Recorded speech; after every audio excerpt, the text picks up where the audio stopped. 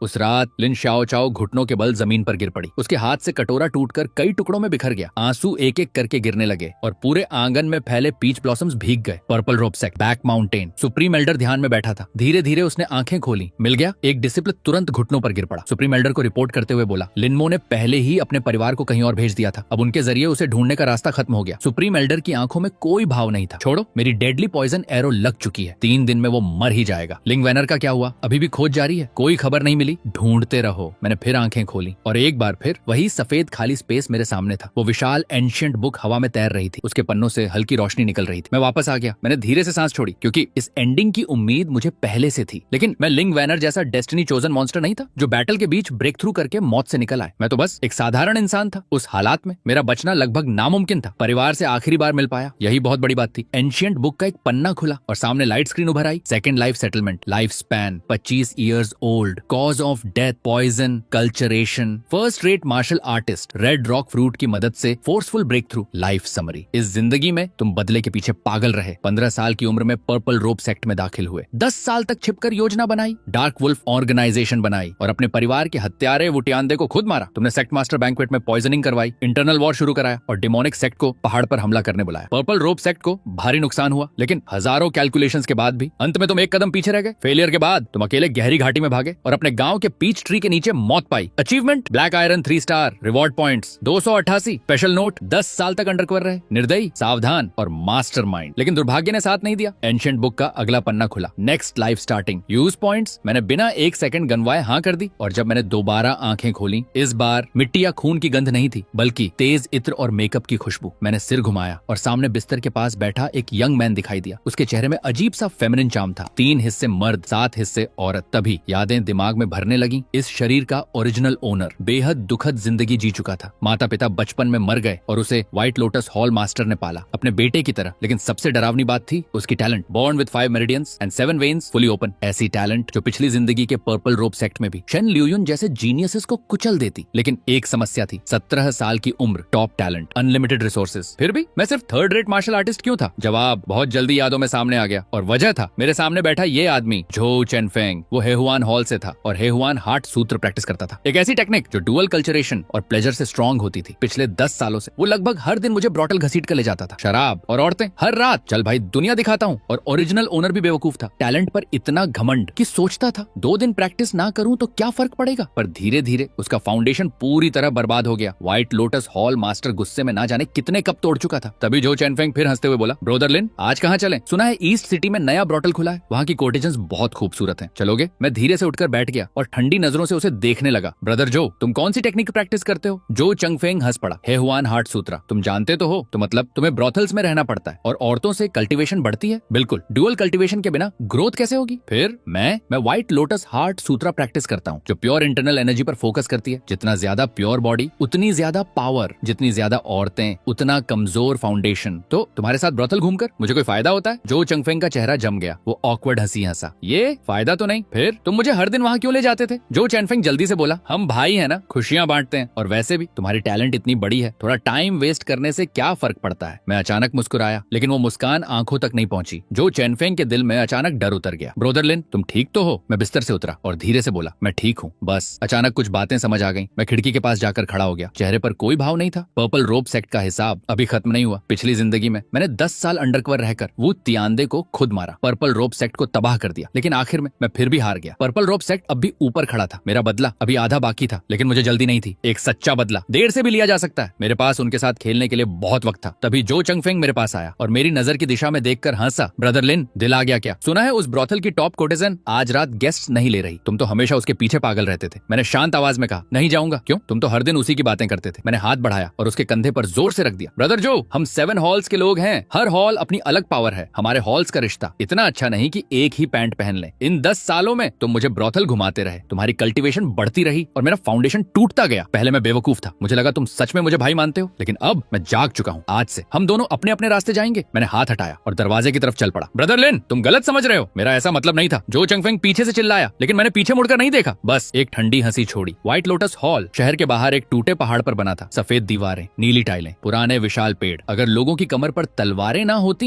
तो वो किसी पीसफुल टाओइस्ट टेंपल जैसा लगता। मैं सीधे स्क्रिप्चर पेविलियन गया। गेट कीपर बूढ़े ने मुझे देखते ही ही अजीब आवाज निकाली। ओ, यंग मास्टर लिन ने आखिर मन बदल लिया। आज ब्रोथल बंद है क्या? मैंने बेकार बात नहीं की, कुछ हिस्टोरिकल रिकॉर्ड्स देखना चाहता हूँ। बूढ़े ने हाथ हिलाया। जा जा, बस किताबें गंदी मत करना। मैं सीधे हिस्ट्री सेक्शन में घुस गया और वहीं आधा दिन बिताया। जब शाम होने लगी तब मैंने आखिरी स्क्रॉल बंद की, लेकिन मेरा माथा सिकुड़ा हुआ था। रिकॉर्ड्स में साफ लिखा था 15 साल पहले पर्पल रोप सेक्ट में सिविल वॉर हुआ था और उसी मौके पर demonic sect blood blade hall ने हमला कर दिया। 2 लाख कल्टिस्ट्स पहाड़ पर चढ़ गए। उस युद्ध में पर्पल रोप सेक्ट के आधे हाई लेवल एक्सपर्ट्स मारे गए। पूरा सेक्ट लगभग खत्म हो चुका था, लेकिन क्रिटिकल मोमेंट पर 30 साल से क्लोज्ड कल्टीवेशन में बैठा सुप्रीम एल्डर बाहर आया और सियांटियन रेल्म ब्रेक थ्रू कर चुका था। ब्लड ब्लेड हॉल मास्टर की एक बांह वहीं काट दी गई। 20,000 कल्टिस्ट्स में से 10,000 भी वापस नहीं लौट पाए। ब्लड ब्लेड हॉल लगभग खत्म हो गया। नॉर्मली पर्पल रोप सेक्ट को भी उस युद्ध के बाद बर्बाद हो जाना चाहिए था, लेकिन तभी इंपीरियल कोर्ट ने दखल दिया। Silver pills, cultivation technique, resources लगातार पर्पल रोप सेक्ट में डाले जाने लगे। सिर्फ 15 सालों में पर्पल रोप सेक्ट न सिर्फ वापस खड़ा हो गया, बल्कि अब वो अनऑर्थोडॉक्स सेक्ट्स का लीडर बनने की तरफ बढ़ रहा था। मैंने धीरे से माथा दबाया। इंपीरियल कोर्ट का अनऑर्थोडॉक्स सेक्ट को सपोर्ट करना नॉर्मल बात थी। आखिर 7 किल डीमन सेक्ट के 2 लाख फॉलोअर्स पूरे देश में फैले थे। कोर्ट कैसे चैन से सोती। लेकिन मुझे अचानक एक और डरावनी बात समझ आई। पिछली जिंदगी में मेरी मौत को सिर्फ 15 साल हुए थे, लेकिन ये शरीर पहले से 17 साल का था। टाइम मैच नहीं कर रहा क्या? मैंने किसी और का शरीर छीन लिया? नहीं, 100 लाइव्स बुक साफ कह चुकी थी ये रीइंकार्नेशन है, और इस शरीर की यादें भी मेरे साथ पूरी तरह मर्ज हो चुकी थी। तो इसका मतलब सिर्फ एक ही हो सकता था। रीइंकार्नेशन का टाइम सीधा लाइनियर नहीं होता। समय एक बहती नदी जैसा है, और मेरी मौत के बाद मेरी सोल उस नदी के किसी और हिस्से में गिर गई, ऊपर या नीचे। मैंने सिर हिलाकर ये सब दिमाग से निकाल दिया। मुझे फर्क नहीं पड़ता टाइम डिसऑनर्डर हो या कुछ और, मैं अब भी वही चेनमो हूँ। पहली जिंदगी में विलेज मैसेक्योर सर्वाइवर, दूसरी जिंदगी में पीच ट्री के नीचे मरने वाला अंडरक्वर, और इस जिंदगी में लिन जिंगजे। तीनों मैं ही हूँ। बस इतना काफी है। पर्पल रोप सेक्ट की असली हालत समझने के बाद मैंने तुरंत क्लोज डोर कल्टीवेशन शुरू कर दी। शुरुआत में व्हाइट लोटस हॉल के लोग इसे मजाक समझ रहे थे। अरे यंग मास्टर लिन फिर कमरे में बंद हो गया। मैं शर्त लगाता हूँ 3 दिन भी नहीं टिकेगा, फिर हेवान हॉल की लड़कियों के पास भाग जाएगा। लेकिन 3 दिन गुजर गए, 10 दिन गुजर गए, पूरा 1 महीना गुजर गया, फिर भी मेरा कमरा बंद ही रहा। यहाँ तक कि खाना भी लोग दरवाजे पर रखकर चले जाते थे। 3 महीने बाद दरवाजा आखिर खुला, और जब मैं बाहर निकला पूरा शरीर दुबला हो चुका था, लेकिन मेरी आंखें खतरनाक तरीके से चमक रही थी। ट्रूची मेरे शरीर के चारों तरफ घूम रही थी, जैसे किसी भी पल बाहर फट पड़ेगी। 3rd रेट पीक बस 1 कदम दूर, 2nd रेट रियलम। आसपास गुजर रहे डिसिपल्स की आंखें फटी रह गईं। सिर्फ 3 महीने में एक निकम्मे 3rd रेट से लगभग 2nd रेट तक पहुंच गया। यही होती है burn with 5 meridians and 7 veins की असली ताकत। मैं सीधे डाइनिंग हॉल गया और पागलों की तरह खाना खाने लगा, फिर मुंह पोंछा और बिना कुछ बोले दोबारा कमरे में घुस गया। धड़ाम, दरवाजा फिर बंद। बाहर खड़े डिसाइपल्स एक दूसरे का चेहरा देखने लगे और चुपचाप थूक निकल गए। ये आदमी सच में सीरियस है। कमरे के अंदर मैं ध्यान लगाकर बैठा था और मेरे सामने रखी थी 2 टेक्निक्स, एक व्हाइट लोटस हॉल की व्हाइट लोटस हार्ट सूत्र, और दूसरी वो टेक्निक जिसे मैंने पिछली जिंदगी की यादों से दोबारा लिखा, स्वान किंग पैलेस। इन महीनों की कल्टीवेशन ने मुझे एक चौंकाने वाला सच दिखाया। व्हाइट लोटस हार्ट सूत्रा एक बेहद व्यवस्थित टेक्निक थी जो शरीर के 9 लेवल्स खोलती थी। एक high grade post heaven technique, लेकिन पिछली जिंदगी में मिली चुआनचिंग टेक्निक। इस जिंदगी में 100 पॉइंट्स कॉम्प्रिहेंशन जोड़ने के बाद भी मैं उसका सिर्फ 1/3 हिस्सा समझ पाया था। लेकिन जब मैंने दोनों टेक्निक्स को कंपेयर किया तब मुझे पता चला व्हाइट लोटस हार्ट सूत्र की कुछ मेरिडियंस स्वान किंग पैलेस के अधूरे मंत्रों से पूरी तरह मैच कर रही थी, जैसे एक खुरदुरी चाबी किसी परफेक्ट लॉक में फिट हो गई हो। मैंने दोनों टेक्निक्स को एक साथ चलाने की कोशिश की और उसी पल एक यिन एनर्जी और एक प्योर यांग एनर्जी मेरी नसों में टकराई, लेकिन उनमें कोई क्लैश नहीं हुआ, बल्कि वो यिन यांग ट्विन फिशेस की तरह एक दूसरे को लगातार जन्म देने लगी। मेरी कल्टीवेशन स्पीड एक झटके में 2 गुनी हो गई। क्या व्हाइट लोटस हार्ट सूत्रा असल में स्वान किंग पैलेस का सिंप्लीफाइड वर्जन है? मेरे दिमाग में तूफान उठ चुका था। या फिर ये दोनों टेक्निक्स कभी एक ही सुप्रीम डिवाइन आर्ट के 2 हिस्से थी? क्लोज्ड कल्चरेशन के 4थे महीने white lotus hall master Jiang Lai वापस लौटा, और जब उसने सुना कि मैं महीनों से कमरे में बंद हूँ, उसकी पहली रिएक्शन थी, क्या ये हरामी कमरे में कोई औरत छिपाकर बैठा है? वो चुपचाप मेरे आंगन के बाहर पहुंचा और दीवार के पीछे खड़े होकर सुनने लगा। धीरे धीरे उसके चेहरे का शौक में बदल गया और फिर प्योर एक्साइटमेंट में, उसे मेरे पास भेजो। मेन हॉल के अंदर मैंने झुककर रिस्पेक्ट दी, मास्टर। लेकिन अगले ही पल जियांग लाई सीधा मेरे सामने आ गया और उसने मेरे कंधे को पकड़ लिया। उसकी ट्रूची मेरे शरीर में घुसी और मेरा पूरा शरीर हिल गया। मैं लगातार 2 कदम पीछे खिसक गया। 2nd rate pure internal energy और बेहद मजबूत फाउंडेशन। वो मुझे ऐसे घूर रहा था जैसे कोई मॉन्स्टर देख लिया हो। इन महीनों में तू किसी औरत के पास नहीं गया? नहीं नहीं, जो चेनफेंग के साथ मौज मस्ती भी बंद पूरी तरह। कुछ सेकंड तक जियांग लियू चुप रहा, फिर अचानक वो जोर से हंसने लगा, इतना कि उसकी आंखें तक लाल हो गईं। गुड, बहुत बढ़िया, तेरे बाप ने कहा था तेरी किस्मत साधारण नहीं है। तब मुझे लगा था वो बड़ा चढ़ाकर बोल रहा है, लेकिन अब तू आखिरकार जाग गया है। जियांग लिया वापस अपनी कुर्सी पर बैठ गया और आर्म रेस्ट पर जोर से हाथ मारा। जब तुम्हारा 2nd रेट रेल्म स्टेबल हो जाएगा, मैं खुद तुम्हें किलिंग टेक्निक्स सिखाऊंगा। तुम्हारी टैलेंट के साथ भविष्य में व्हाइट लोटस हॉल मास्टर बनना भी नामुमकिन नहीं। मैं बाहर से रिस्पेक्टफुल बना रहा, लेकिन अंदर मेरे दिमाग में कुछ और चल रहा था। हॉल मास्टर वो अच्छा है, लेकिन मुझे चाहिए पूरे 2 लाख कल्टिस्ट्स वाले डेमोनिक सेक्ट का कंट्रोल। सिर्फ उस एम्प्टी लीडर थ्रोन पर बैठकर ही मैं पर्पल रोप सेक्ट को पूरी तरह कुचल सकता हूँ। मास्टर, मुझे एक बात समझ नहीं आई। व्हाइट लोटस हार्ट सूत्र अधूरी लगती है, इसका असली ओरिजिन क्या है? जियांग लिया के हाथ रुक गए, उसने मुझे शार्प आइट से देखा। तुम काफी तेज हो, अब समय आ गया है, तुम्हें सच बताई देता हूँ। हमारे सेक्रेट सेक्ट के फाउंडर एक मिथिकल फिगर थे जो शियांटियन रेल्म से भी ऊपर थे। उन्होंने एक सुप्रीम डिवाइन आर्ट छोड़ी थी जिसका नाम था जुआनमो आर्ट। लेकिन जुआनमो आर्ट इतनी गहरी और खतरनाक थी कि सिर्फ हेवन डिफाइंग जीनियसेस ही उसे सीख सकते थे। इसीलिए बाद के लीडर्स ने उसे 7 कमजोर टेक्निक्स में बांट दिया और 7 ब्रांचेस में बांट दिया। हमारी व्हाइट लोटस हार्ट सूत्रा उन्हीं में से एक है। मेरे दिल में बिजली सी दौड़ गई। जुआनमो आर्ट, जुआन किंग आर्ट, एक डार्कनेस, एक प्योरिटी, एक यिन, एक यांग। तो सच में जुआन किंग पैलेस शायद जुआनमो आर्ट का खोया हुआ दूसरा हिस्सा था, या उसका ऑर्थोडॉक्स इवोल्यूशन। जांग ली ने मुझे चुप देखकर ठंडी आवाज में कहा, ज्यादा ऊंचा मत सोच, जुआनमो आर्ट सिर्फ सेक्ट लीडर्स को सीखने का अधिकार है। अभी तुम्हारा काम बस कल्टीवेशन करना है। डिसाइपल समझ गया। अगले 2 साल मैं पूरी तरह व्हाइट लोटस हॉल का कल्टीवेशन मेनियक बन गया। पिछली जिंदगी के एक्सपीरियंस, मेरी मॉन्स्टर कॉम्प्रिहेंशन और फ्यूजन टेक्निक, स्वान किंग, व्हाइट लोटस छी, इन सब ने मेरी स्ट्रेंथ को आसमान तक पहुंचा दिया। 2.5 साल बाद मैं ध्यान में बैठा था और मुंह से लंबी सांस छोड़ी। सफेद ट्रू छी तलवार की तरह 3 फीट दूर तक निकल गई और हवा में लंबे समय तक रुकी रही। सेकंड रेट पीक, मेरा आधा पैर फर्स्ट रेट रियलम में घुस चुका था। उसी दिन जियांग लाई ने मुझे फिर बुलाया, लेकिन इस बार उसका चेहरा पहले से कहीं ज्यादा सीरियस था। ब्लड ब्लेड हॉल मास्टर शायद ये महीना नहीं निकाल पाएगा। मेरी आंखों में चमक आ गई। 15 साल पहले जिस हॉल मास्टर की बांह पर्पल रोप सेक्ट के सियांटियन मॉन्स्टर ने काट दी थी, वो आखिर मरने वाला था। उस युद्ध में ब्लड ब्लेड हॉल के सारे एलीट्स खत्म हो गए थे। अब हॉल में कोई सक्सेसर नहीं बचा। अगर वो मर गया तो पूरा ब्लड ब्लेड हॉल केओस में डूब जाएगा। जियांग लाई मेरी आंखों में देखते हुए बोला, एल्डर काउंसिल ने फैसला किया है, बाकी 6 हॉल की यंग जनरेशन में से सबसे बेहतरीन इंसान चुना जाएगा जो ब्लड ब्लेड हॉल का एक्टिंग हॉल मास्टर बनेगा। Acting hall master. मैं अंदर ही अंदर सोचने लगा, सीक्रेट सेक्ट के रूल्स के हिसाब से पोस्ट हेवन रेल्म से नीचे कोई ऑफिशियल हॉल मास्टर नहीं बन सकता। इसीलिए एक्टिंग हॉल मास्टर असल में फ्यूचर लीडर चुनने की पोजीशन थी जो इसे स्टेबल रख पाएगा और फ्यूचर में जियांटियन रेल्म ब्रेक थ्रू करेगा। वो सच में 10,000 कल्टिस्ट की लाइफ एंड डेथ कंट्रोल करेगा। जंगली मेरे सामने आकर रुका और जलती आंखों से पूछा, लड़ना चाहता है? मैंने बिना एक पल गनवाए जवाब दिया, हाँ। गुड, एम्बिशन होना जरूरी है, तभी कोई मेरा डिसाइपल कहलाने लायक बनता है। जंगली ने संतुष्टि से सिर हिलाया। लेकिन एल्डर काउंसिल तुम्हें तभी चुनेगी जब तुम्हारा नाम पूरे जियांगहू में गूंजेगा। 2 साल कल्चरेशन काफी हो गई। अब तुम्हें जियांगहू में जाकर कुछ लोगों को मारना होगा, कुछ बड़े काम करने होंगे ताकि लिन जिंगजे नाम डर बन जाए। लेकिन उससे पहले जियांग ली ने स्लीव से एक लिस्ट निकाली, ब्लड ब्लेड हॉल जाओ और ये गिफ्ट लेकर उस बूढ़े हॉल मास्टर से मिलाओ। मैं हल्का सा चौंका। हमारा सीक्रेट सेक्ट भी फॉर्मेलिटीज करता है? जियांग ली ने गहरी सांस ली और मुझे ऐसे देखा जैसे मैं इडियट हूँ। तुम्हें क्या लगता है हम सच में उन स्टोरी बुक्स वाले क्रेजी डीमंस हैं जो अपने परिवार तक को मार देते हैं? वो इमेज इंपीरियल कोर्ट और ऑर्थोडॉक्स सेक्ट्स ने हम पर चिपकाई है क्योंकि हम हमेशा उनके लिए प्रॉब्लम रहे हैं। सीक्रेट सेक्ट के भी रूल्स हैं। बॉटम लाइन है रिस्पेक्ट है। अगर सच में कोई ब्लड थर्स्टी मॉन्स्टर ऊपर बैठ गया तो कौन उसे अपनी लेगेसी सौंपेगा? मुझे अचानक सब समझ आ गया। तो ऐसा है, एक आर्म्ड रेबल ऑर्गेनाइजेशन के लिए यूनिटी सबसे जरूरी चीज होती है। मैं सच में डिमोनिक सेक्ट वाली फेक इमेज से मिसलीड हो गया था। गिफ्ट बॉक्स हाथ में लेकर मैं ब्लड ब्लेड हॉल मास्टर के डीप कोर्टयार्ड में पहुंचा, लेकिन कमरे में घुसने से पहले ही मुझे अंदर से कई पावरफुल ऑनरस महसूस हुई। मैंने दरवाजा खोला और अंदर करीब 17 से 18 यंग जीनियस जज बैठे थे। कुछ लड़के, कुछ लड़कियां, सबके कपड़े अलग, लेकिन हर किसी की आंखों में भेड़िए जैसी भूख थी। मैंने एक नजर डाली और दिल अंदर से हिल गया। इन 17 लोगों में कम से कम 5 ऐसे मॉन्स्टर्स थे जिनकी ऑरा धुएं की तरह गहरी थी। 20 साल से कम उम्र लेकिन फर्स्ट रेट एक्सपर्ट्स, दुनिया के हीरो, सच में नदी पार करती मछलियों जैसे थे। जैसे ही मैं अंदर आया 17 जोड़ी आंखें एक साथ मेरी तरफ मुड़ गईं। उन नजरों में जजमेंट, क्यूरियोसिटी और किलिंग इंटेंट छिपा था, लेकिन मैं एक्सप्रेशनलेस रहा, बस हल्का सा सिर झुकाया और अंदर बढ़ने लगा। तभी एक हड्डियों तक उतर जाने वाली मीठी आवाज गूंजी, ओ ये तो यंग मास्टर लिन है ना। भीड़ के बीच एक लाल रंग की खूबसूरत परछाई धीरे धीरे खड़ी हुई। वो औरत लाल ड्रेस में थी, त्वचा बर्फ जैसी सफेद और उसकी आंखें ऐसी कि सामने वाले की आत्मा तक खींच लें। वो थी उस साल की फेमस कोर्टेसन पिंगर। मेरे कदम अचानक रुक गए और मेरी प्यूपिल सिकुड़ गईं। ओरिजिनल ओनर की यादों में वो सिर्फ एक कमजोर ब्रोथल ब्यूटी थी, लेकिन अब उसके शरीर से निकलती ऑरा फर्स्ट रेट रेल्म की थी। ड्यूअल कल्टीवेशन और सेडक्शन टेक्निक के दम पर सिर्फ 18 साल की उम्र में फर्स्ट रेट इस औरत ने ना जाने कितने जियांगहू एक्सपर्ट्स को निचोड़कर खत्म किया होगा। जो चेंगफेंग जैसे लोग शायद उसके पाले हुए कुत्तों में से सिर्फ एक थे। पिंगर मुस्कुराते हुए मेरी तरफ बढ़ी और उसकी चाल के साथ एक मदहोश कर देने वाली खुशबू हवा में फैल गई। लिन गोंगा जी, इन 2 सालों में आपकी फेम काफी बढ़ गई है। अब तो आपने इस दासी को भी भूल दिया। आसपास बैठे कुछ मेल डिसाइपल्स मजे लेते हुए मुस्कुराने लगे, लेकिन मैं उसे ऐसे देख रहा था जैसे कोई रंग बिरंगा जहरीला सांप। ऐसी डीमन वुमन जो लोगों की यांग एनर्जी चूस कर कल्चरेशन करती हैं, उनसे जरा सा जुड़ना भी सीधे बर्बादी है। मैंने शांत आवाज में कहा, मैं सिर्फ कल्टीवेशन में व्यस्त था, बाकी चीजों का समय नहीं। और मैं आधा कदम पीछे हट गया। पिंगर हल्के से हंसी, फिर जानबूझकर मेरे करीब आकर धीमी आवाज में फुसफुसाई, अब जबकि यंग मास्टर जल्द ही फर्स्ट रेट रेल में पहुंचने वाले हैं, आपकी यांग एनर्जी और भी ज्यादा पावरफुल हो गई होगी। अगर कभी समय मिले तो मेरी रूम में आइएगा। हम मोमबत्ती की रोशनी में बैठकर यिन यांग फ्यूजन पर चर्चा करेंगे। चर्चा या फिर मुझे पूरी तरह निचोड़कर सूखा कंकाल बना दोगी। मैं अंदर ही अंदर ठंडी हंसी हंसा, लेकिन चेहरे पर कुछ नहीं दिखाया। मैंने बस शांत आवाज में कहा, कभी मौका मिला तो जरूर। उसके बाद मैंने उस डीमन वुमन को पूरी तरह इग्नोर कर दिया और कमरे के अंदर की तरफ बढ़ गया। आउटर हॉल में मौजूद हर नजर हॉस्टिलिटी से भरी हुई थी, लेकिन मैं बिना रुके मोती के पर्दे हटाकर इनर रूम में दाखिल हो गया। अंदर दवाई की कड़वी गंध और मौत की सड़ान फैली हुई थी। 15 साल पहले जिस ब्लड ब्लेड हॉल मास्टर ने पर्पल ड्रॉप सेट को हिला दिया था, आज सूखी लकड़ी के टुकड़े जैसा बिस्तर पर पड़ा था। चेहरा राख जैसा सफेद, आंखें अंदर धंसी हुई। उसके बिस्तर के आसपास ब्लड ब्लेड हॉल के कुछ कोर डिसिपल्स खड़े थे और नकली आंसू बहा रहे थे। मैं आगे बढ़ा, गिफ्ट बॉक्स नीचे रखा और रिस्पेक्टफुली झुक गया। जूनियर व्हाइट लोटस हॉल का लिंजिंगजे मास्टर जियांग लिए के आदेश से सीनियर से मिलने आया है। ओल्ड हॉल मास्टर ने बड़ी मुश्किल से आंखें खोली। उसकी धुंधली नजर काफी देर तक मेरे चेहरे पर टिकी रही और ना जाने क्यों मेरी शांत ऑरा देखकर उसकी आंखों में एक अजीब फेमिलियर फीलिंग उभरी, जैसे बहुत साल पहले किसी ब्लडी नाइट में हम दोनों मिल चुके हों। उसने धीरे से हाथ हिलाया और कमरे में मौजूद डिसाइपल्स को बाहर जाने का इशारा किया। वो लोग अनमने मन से हट गए। कमरा शांत हो गया। ओल्ड हॉल मास्टर ने मुझे घूरते हुए पूछा, तुम जियांग लिए के डिसिपल हो? जी। हॉल मास्टर बनना चाहते हो? मैंने बिना झिझक सिर हिला दिया। हाँ। ओल्ड हॉल मास्टर के सूखे चेहरे पर हल्की मुस्कान आई। फिर उसने धीमी आवाज में पूछा, बाहर बैठे उन यंग वुल्व्स को देखने के बाद भी तुम अभी भी ऐसा सोचते हो? मैं कुछ पल चुप रहा, फिर उसकी आंखों में देखते हुए बोला, अब तो और भी ज्यादा। ओल्ड हॉल मास्टर कुछ सेकंड तक चुप रह गया, फिर उसके सीने से टूटी हुई धौंकनी जैसी हंसी निकली, हल्की लेकिन आग से भरी। Youth, ambition, good. उसकी धुंधली आंखें खिड़की के बाहर देखने लगी, जैसे वो कहीं बहुत दूर अतीत में खो गया हो। 15 साल पहले मैं भी इसी शापित एम्बिशन की वजह से आज इस हालत में पहुंचा हूँ। मैं चुपचाप उसकी बात सुनता रहा। उसने भारी सांस ली, फिर धीरे धीरे बोला, उस साल एक यंग मैन चुपके से मुझसे मिलने आया। उसने कहा वो पर्पल रोप सेक्ट में कई सालों से अंडरकवर था और उसने अंदर सिविल वॉर की पूरी योजना बना ली है। वो मेरे लिए सेक्ट गेट खोल देगा, बस मुझे लोगों के साथ अंदर घुसना होगा और पर्पल रोप सेक्ट मेरा हो जाएगा। उसने अचानक मेरी तरफ देखा। तुम जानते हो तब मैंने क्या सोचा था? मैंने सिर हिला दिया। ओल्ड हॉल मास्टर कड़वी हंसी हंसा। अगर मैं सिर्फ एक हॉल की ताकत से पर्पल रोप सेक्ट को खत्म कर दूं तो वो अचीवमेंट मुझे उस एम्प्टी सेक्ट लीडर थ्रोन तक पहुंचा सकती थी। इसीलिए मैं लालच में अंधा हो गया। मैंने ना दूसरे हॉल्स को बताया, ना एल्डर काउंसिल को, बस अपने ब्लड ब्लेड हॉल के 20,000 मैन लेकर सीधे हमला कर दिया। उसने दर्द से आंखें बंद कर ली और भारी आवाज में बोला, लेकिन वहाँ कोई खाली माउंटेन नहीं थी, बल्कि 30 साल से क्लोज्ड कल्टीवेशन में बैठा एक जियांटियन मॉन्स्टर छिपा था। उस मॉन्स्टर के बाहर आते ही पूरा युद्ध पलट गया। 20,000 ब्रदर्स खून की नदी बन गए। एलीट डिसाइपल्स एक भी नहीं बचा। मैं आज जिंदा हूँ क्योंकि मेरे ब्रदर्स ने अपनी लाशों से मेरे लिए रास्ता बनाया। उसकी बातें सुनकर मेरी प्यूपिल्स हल्के से सिकुड़ गईं और उसी पल मुझे समझ आया पिछली जिंदगी में मैं क्यों हारा। सिर्फ 2 शब्द, एम्बिशन। अगर 20,000 कल्टिस्ट्स वाले नंबर 1 डेमोनिक सेक्ट ने एक और हॉल साथ ले लिया होता तो चाहे पर्पल रोप सेक्ट के पास जियांटियन मॉन्स्टर होता, फिर भी इतनी बुरी हार नहीं होती। लेकिन ब्लड ब्लेड हॉल मास्टर पूरा क्रेडिट अकेले निगलना चाहता था, इसीलिए उसने सब कुछ छिपा लिया। पिछली जिंदगी में मैंने ग्रेट एल्डर और लिंग वैनर की एम्बिशन का इस्तेमाल करके सिविल वॉर शुरू करवाई, लेकिन आखिर में मैं खुद ब्लड ब्लेड हॉल मास्टर की एम्बिशन से मर गया। क्या मजाक था। 2 मास्टरमाइंड जो खुद को दुनिया का सबसे बड़ा खिलाड़ी समझते थे, आखिर में दोनों साथ मर गए। Complete defeat. सच में कर्म किसी को नहीं छोड़ता। मैंने बिस्तर पर पड़े उस बूढ़े आदमी को देखा जो कभी मेरा सबसे बड़ा एली था और 15 साल से अंदर जली नफरत अचानक गायब हो गई। बस एक अजीब सी उदासी बची। ओल्ड हॉल मास्टर ने मुश्किल से आंखें खोली और मेरी तरफ देखते हुए बोला, जानते हो मैं तुम्हें ये सब क्यों बता रहा हूँ? क्योंकि तुम उस यंग मैन जैसे हो जो पर्पल रोप सेक्ट में मरा था। तुम दोनों में एम्बिशन है, तुम दोनों निर्दयी हो और तुम दोनों सोचते हो कि जान दांव पर लगाकर पूरी दुनिया निगल सकते हो। उसकी सूखी उंगलियां हल्के से कांपी, जैसे वो किसी पुराने अतीत को पकड़ना चाहता हो। एम्बिशन होना अच्छी बात है, लेकिन उसे छिपाना भी सीखो, सहन करना सीखो। हमारी तरह मत बनना जो मांस का टुकड़ा देखकर पागल कुत्तों की तरह टूट पड़े और आखिर में सर फोड़कर मर गए। मैंने गहरी सांस ली और पहली बार पूरी रिस्पेक्ट से उसे फिस्ट सैल्यूट दिया। सीनियर की सीख जूनियर हमेशा याद रखेगा। ओल्ड हॉल मास्टर ने हल्का सा सिर हिलाया, फिर थककर हाथ हिला दिया। जाओ, मैं थक गया हूँ। मैं मुड़ा और बाहर जाने लगा, लेकिन दरवाजे से निकलते वक्त मैंने पीछे मुड़कर उसे आखिरी बार देखा। वो बिस्तर पर टिका डूबते सूरज को देख रहा था, होठों पर हल्की मुस्कान, जैसे 15 साल पहले वाले खुद को देख रहा हो, या उस यंग मैन को जिसने मूनलाइट नाइट में उसके लिए पर्पल रोप सेक्ट का गेट खोला था। 3 दिन बाद मौत की घंटी बजी। ब्लड ब्लेड हॉल मास्टर मर चुका था। मैं आंगन में खड़ा उस लंबी घंटी की आवाज सुन रहा था और मेरे दिमाग में बस वही एक बात गूंज रही थी, हमारी तरह मत बनना। काफी देर बाद मैं वापस कमरे में गया और पूरी तरह क्लोज्ड कल्चरेशन में चला गया। 2 महीने बाद धड़ाम, कमरे का दरवाजा अचानक फटकर खुला। एक भयानक स्पिरिचुअल ऑरा आसमान तक उठी और आंगन के सारे ऑटम लीव्स उड़ गए। First rate realm. इस साल मैं 20 साल का हुआ। 20 साल का फर्स्ट रेट मार्शल आर्टिस्ट। पूरे कैंगलन मार्शल वर्ल्ड में ऐसे लोग उंगलियों पर गिने जाते थे। White lotus hall master Jiang Liu खुशी से पागल हो गया। उसने पहली बार खुद खाना बनाया और मेरे साथ बैठकर शराब पी कई कप्स के बाद। उसने पूछा, अब आगे क्या करने वाले हो? मैंने शांत आवाज में जवाब दिया, माउंटेन से नीचे जाऊंगा, लोगों को मारूंगा और अपना नाम बनाऊंगा। जियांग ली ने संतोष से सिर हिलाया। अब बाहर निकलने का समय आ गया है। पिंजरे में बंद टाइगर कभी किलिंग इंटेंट नहीं सीख सकता। वो उठा और हिडन कंपार्टमेंट से एक लंबा पैकेज निकाला। धड़ाम, उसने उसे टेबल पर रख दिया। ले लो। मैंने कपड़ा खोला और मेरी प्यूपिल्स सिकुड़ गईं। अंदर एक लंबी ब्लैक ब्लेड रखी थी। ब्लेड पूरी तरह काली, हैंडल पर डार्क रेड ब्लड थ्रेड्स लिपटी थी। मैंने उसे बस 1 इंच बाहर निकाला और उसी पल भयानक ब्लड ऑरा ने पूरा कमरा भर दिया। ये जियांग लाई ने कब खत्म किया और धीरे से बोला, इस तलवार का नाम है blood blade. Old hall master ने मरने से पहले इसे तुम्हें देने को कहा था। मैंने हैंडल पकड़ लिया और उंगलियां उस ठंडी ब्लेड पर फिसलने लगी। ऐसा लग रहा था जैसे मैंने हाथ में कोई तलवार नहीं बल्कि अपना भाग्य पकड़ रखा हो। मैंने धीरे से सिर झुकाया। धन्यवाद master Jiang Liu. Jiang Liu ने हाथ हिलाया। जाओ जियांगहू में अपनी खून से भरी राह बनाओ और एल्डर काउंसिल के उन बूढ़ों को दिखा दो व्हाइट लोटस हॉल के डिसाइपल्स बाकियों से ज्यादा निर्दयी होते हैं। अगली सुबह सूरज निकलने से पहले मैं ब्लड ब्लेड पीठ पर बांधकर अकेला पहाड़ से नीचे उतर गया और उस सफर ने पूरे जियांगहू को हिला दिया। अगले 5 साल पूरा मार्शल वर्ल्ड खून और मौत के तूफान में डूब गया। मैं रेगिस्तान से गुजरा, जंगनान की बारिशों में लड़ा, कभी सीक्रेट सेक्ट के ट्रेटर्स का सिर काटकर रिवॉर्ड लिया तो कभी सिर्फ मन खराब होने पर किसी ऑर्थोडॉक्स सेक्ट को एक ही स्लैश में खत्म कर दिया। मेरे अंदर कोई बॉटम लाइन नहीं बची थी। मैं सिर्फ अपने मन से चलता था और उन्हीं लड़ाइयों के बीच मैंने अपनी खुद की अल्टीमेट ब्लेड टेक्निक बनाई। नाम ब्लड ब्लेड 7 किल्स। धीरे धीरे जंगहू में मेरे बारे में कहानियां फैलने लगी। कुछ लोग मुझे खून का प्यासा डीमन कहते, कुछ लोग मेरी अनप्रेडिक्टेबल ब्लेड आर्ट से डरते। अनऑर्थोडॉक्स सेक्ट के डिसिपल्स मेरा नाम सुनते ही रास्ता बदल लेते। यहाँ तक कि डेमोनिक सेक्ट के अंदर भी लोग मुझे रिस्पेक्ट और फियर से देखने लगे। और फिर ना जाने कब जियांगहू के लोगों ने मुझे 3 और मॉन्स्टर्स के साथ जोड़ दिया। चारों को एक नाम मिला, demonic sect for young masters. Blood lotus young master, Lin Jingje soul stealer young master, Jin Pinjar poison hand young master, Lengwu Qing और 1000 फेस यंग मास्टर। ये वेयांग हम चारों जहां जाते वहां मौत छोड़ जाते। कभी पूरा क्लैन खत्म, कभी पूरा सेक्ट। लेकिन हमारी स्ट्रेंथ इतनी खतरनाक थी कि पूरा जियांगहू कांपने लगा। लोगों ने हमारे लिए एक कहावत तक बना दी, ग्रीन फेस्ड घोस्ट को छेड़ लो लेकिन फोर्मेट डीमंस से मत टकराना। जब ये नाम मेरे कानों तक पहुंचा, मैं एक छोटे टाउन के टी स्टॉल पर बैठा अपनी ब्लैक ब्लेड साफ कर रहा था। Demonic sect for young masters, इसका मतलब साफ था। अब मेरा नाम पूरी तरह एल्डर काउंसिल की नजर में आ चुका था। Blood blade hall acting hall master की कैंडिडेट लिस्ट में मेरा नाम जरूर था, लेकिन बाकी 3 मॉन्स्टर्स मेरे सबसे खतरनाक राइवल्स भी थे। सिर्फ फेम काफी नहीं थी, मुझे एक ऐसा अचीवमेंट चाहिए था जो बाकी सबको पीछे छोड़ दे। मैं एक मौके का इंतजार कर रहा था और आधा महीना बाद वो मौका आ गया। कैंग वोल्फ सिटी, यहाँ का सबसे अमीर आदमी चियनफू, उसके पास बेहिसाब धन था, हजारों एकड़ जमीन, पूरा कैंग वोल्फ किंगडम। उसे नंबर 1 टाइकून मानता था। लेकिन कुछ दिन पहले नशे में उसने एक ऐसा राज उगल दिया जिसने पूरे जंगहू को हिला दिया। उसका असली नाम चियन ले था। 30 साल पहले वो demonic sect blood blade hall का प्रोटेक्टर था। उस समय जब पिछले सेक्ट लीडर सीक्रेट मिशन पर निकले थे, उसी ने अनऑर्थोडॉक्स सेक्ट को खबर दी थी, जिसकी वजह से 3 अनऑर्थोडॉक्स लीडर्स ने मिलकर घेराबंदी कर दी और सेक्ट लीडर गायब हो गया। डेमोनिक सेक्ट को भारी नुकसान हुआ। उसने सीक्रेट सेक्ट के खून के बदले ऑर्थोडॉक्स सेक्ट्स की प्रोटेक्शन खरीदी और 30 साल तक शानदार दौलत में जीता रहा। जैसे ही यह खबर वापस डीमोनिक सेक्ट पहुंची, पूरा सीक्रेट सेक्ट पागल हो उठा। उसी रात हाईएस्ट लेवल ब्लड लेटर किल ऑर्डर जारी हुआ। जो भी चेनली को मारेगा उसे 10,000 गोल्ड रिवॉर्ड मिलेगा। चेनफू डर से पागल हो गया। उसने अपना आधा धन बहा दिया और ऑर्थोडॉक्स सेक्ट से प्रोटेक्शन मांगने लगा। इतना ही नहीं, उसने पूरे देश के सबसे फेमस एस्कॉर्ट एजेंसीज और वॉन्डरिंग एक्सपर्ट्स को हायर कर लिया। कुछ ही दिनों में कैंग वोल्फ सिटी तूफान के केंद्र में बदल गया। अनऑर्थोडॉक्स सेक्ट के 3 सबसे स्ट्रॉन्ग यंग जीनियस खुद सेना लेकर पहुंचे। पर्पल रोब सेक्ट, ये गुहोंग, true martial sect, Jhang दाओशुआन, तियानिन temple, जिंगचे, तीनों फर्स्ट रेट पीक एक्सपर्ट्स और ऑर्थोडॉक्स 3 हीरोज कहलाते थे। उनके साथ हजारों मार्शल आर्टिस्ट, एस्कॉर्ट मास्टर्स और वॉन्डरिंग हीरोज। पूरा चियन मैंशन लोहे के किले में बदल चुका था। लेकिन डेमोनिक सेक्ट भी शांत नहीं बैठा। ब्लड लेटर किल ऑर्डर निकलते ही हर तरफ मॉन्स्टर्स निकल पड़े। Blood lotus, soul stealer, poison hand, 1000 face, demonic sect 4 young masters, सब कैंग वोल्फ सिटी पहुंच गए। ये दुनिया के सबसे अमीर आदमी और सबसे बड़े डेमोनिक सेक्ट की लड़ाई थी, साथ ही ऑर्थोडॉक्स और डेमोनिक जनरेशंस की सबसे बड़ी टक्कर। 3 दिन बाद मैं कैंग वोल्फ सिटी पहुंचा। चियन मैंशन बेहद विशाल था और अब पूरी तरह फोर्ट्रेस बन चुका था। दीवारें 3 फीट और ऊंची, आयरन स्पाइक्स, हर तरफ एरो टावर्स, हिडन गार्ड्स, यहाँ तक कि एक मक्खी भी अंदर नहीं जा सकती थी। मैंने सामने वाले इन में सड़क किनारे वाला सबसे अच्छा कमरा लिया, वाइन मंगवाई और खिड़की के पास बैठकर चुपचाप मैंशन को देखने लगा। वो बूढ़ा कुत्ता सच में मौत से डर गया है। अंदर घुसना मुश्किल है तो इंतजार करेंगे, क्योंकि सबसे अच्छा हंटर कभी पेशेंस नहीं खोता। अगले दिन दोपहर Orthodox reinforcements high profile entry के साथ सिटी में आए। मैं खिड़की से देख रहा था। बीच में पर्पल रोब उड़ रही थी, उसके चारों तरफ सोर्डछी घूम रही थी। पर्पल रोब सेक्ट, ये गुहोंग। बाईं तरफ हल्का डाओइस्ट रोब और immortal aura, true martial sect, जंग दाओशुआन। दाईं तरफ गोल्डन बुद्धिस्ट ऑरा और गंभीर चेहरा, तियानियन टेंपल, जिंगचन। लेकिन मेरी नजर सिर्फ ये गुहोंग पर अटक गई। मेरी आंखों में किलिंग इंटेंट चमकी। पर्पल रोब सेक्ट सुप्रीम एल्डर का पर्सनल डिसाइपल, उसका सिर मैं पहले ही क्लेम कर चुका हूँ। उसी रात क्यान मैंशन में ग्रैंड बैंक्वेट रखा गया। सारे जियांगहू हीरोज शराब पी रहे थे। हॉल शोर से गूंज रहा था। तभी एक दाढ़ी वाला बड़ा आदमी मेज पर हाथ मारकर हंसा। क्या बकवास फॉर यंग मास्टर, सब छिपे हुए चूहे हैं। अगर आज रात आए तो मैं उनके सिर पैर से कुचल दूंगा। पूरा हॉल हंसी से गूंज उठा, जैसे जीत पहले ही तय हो चुकी हो। लेकिन अचानक छत की बीमों से एक धीमी आवाज गूंजी, बेवकूफों का झुंड, मरने वाले हो और खुद को पता भी नहीं। कौन? पूरा हॉल चौंक कर खड़ा हो गया। तलवारें बाहर निकल आईं, लेकिन अगले ही पल वो दाढ़ी वाला आदमी अचानक अपना गला पकड़कर गिर पड़ा। उसका चेहरा नीला पड़ चुका था और मुंह से काला खून बहने लगा। पॉइजन, सावधान। लेकिन बहुत देर हो चुकी थी। पूरा हॉल कटती फसल की तरह गिरने लगा। सैकड़ों मार्शल आर्टिस्ट, एस्कॉर्ट मास्टर्स और वॉन्डरिंग हीरोज एक एक करके जमीन पर गिरते गए। चीखें पूरे हॉल में गूंजने लगी। यहाँ तक कि अनऑर्थोडॉक्स 3 हीरोज भी कराहते हुए कुर्सियों पर गिर पड़े और तुरंत पॉइजन दबाने लगे। धड़ाम, मेन डोर खुला और अंदर दाखिल हुआ poison hand young master Leng Wuqing. वो फोल्डिंग फैन हिलाते हुए ऐसे चल रहा था जैसे अपने गार्डन में घूम रहा हो, चेहरे पर एलिगेंट स्माइल। ऑर्थोडॉक्स हीरोज, तुम लोग ड्रंकन स्प्रिंग ब्रीज पॉइजन तक नहीं पहचान पाए, कितने शर्मनाक हो। वो मेन टेबल तक पहुंचा और फोल्डिंग फैन से एक एस्कॉर्ट मास्टर की ठुड्डी उठाई। बताओ वो बूढ़ा कियनफू कहाँ छिपा है। एस्कॉर्ट मास्टर ने दांत भींच लिए लेकिन कुछ नहीं बोला। लेंग वू किंग ठंडी हंसी हंसा, उसकी हथेली से ब्लू पॉइजन गैस निकली और अगले ही पल एस्कॉर्ट मास्टर की सातों इंद्रियों से खून बहने लगा। वो वहीं मर गया। अमिताभ, ठीक उसी वक्त जब लेंग वुचिंग दूसरे आदमी को मारने वाला था, जमीन पर गिरा पड़ा। मोंग जिंगचेन अचानक आंखें खोलकर उठ बैठा। उसके पूरे शरीर से गोल्डन बुद्धिस्ट ऑरा फूट पड़ी। बूम! उसने वज्रापाम सीधा लेंग वुचिंग के सीने पर मारा। लेंग वुचिंग हवा में उड़ गया और 3 टेबल्स तोड़ते हुए दूर जा गिरा। उसी समय ये गुहोंग और जंग दाओशुआन भी उठ खड़े हुए। सोर्ड की और दाओ ऑरा पूरे हॉल में फट पड़ी। उन पर पॉइजन का कोई असर नहीं था। ये गुहोंग ने सोर्ड उठाते हुए ठंडी आवाज में कहा, क्या तुम्हें सच में लगा हम पॉइजन हैंड यंग मास्टर से सावधान नहीं होंगे? हम पहले ही एंटीडोट खा चुके थे। हम तो बस तुम्हें ट्रैप में लाना चाहते थे। लेंग वुचिंग ने जहरीला खून थूका। उसका चेहरा बदल गया। उसने दोनों हाथ घुमाए और ग्रीन पॉइजन पाउडर पूरे हॉल में फट गया। अनऑर्थोडॉक्स 3 हीरोज तुरंत पीछे हटे, लेकिन उसी बिजली जैसी स्पीड के पल में भीड़ के बीच से एक भयानक ब्लेड लाइट फूटी। वो था 8 ग्रेट एस्कॉर्ट एजेंसीज का फेमस यंग मास्टर जाओ। उसने एक स्लैश में पॉइजन मिस्ट चीर दी और थंडर जैसी ताकत वाला पंच सीधा लेंग वुचिंग के डांटियन पर मारा। लेंग वुचिंग दर्द से चीखा और जमीन पर गिर पड़ा। अगले ही पल एक ब्लेड उसकी गर्दन पर टिक चुकी थी। अच्छा काम 3 हीरोज की जय, यंग मास्टर जाओ महान है। बचे हुए मार्शल आर्टिस्ट जोर जोर से चिल्लाने लगे। पलक झपकते ही पूरा हालात पलट चुका था। ये गुहोंग ने स्वॉर्ड वापस म्यान में रखी और यंग मास्टर झाओ की तरफ देखकर कहा, इम्प्रेसिव। ऐसा लगता है पॉइजन हैंड यंग मास्टर अब हमारे हाथ लग चुका है। ये मामला बेहद बड़ा है, इसे खुद कियनफू के सामने ले चलना चाहिए। भीड़ ने लेंग वू किंग को पकड़ लिया